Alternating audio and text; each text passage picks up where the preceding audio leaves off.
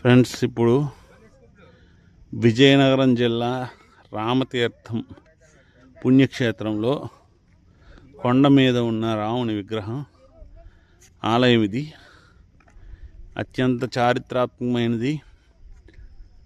కొన్ని వందల సంవత్సరాల క్రితం గుడి ఇది చూడండి. ఈ చెరువు సీతమ్మ వారికి దాహం అంటే రాముడు సృష్టించినటువంటి కొండపై గల చెరువు. ఇది దేవాదాయ శాఖ వారు భద్రంగా చూసుకుంటున్నారు.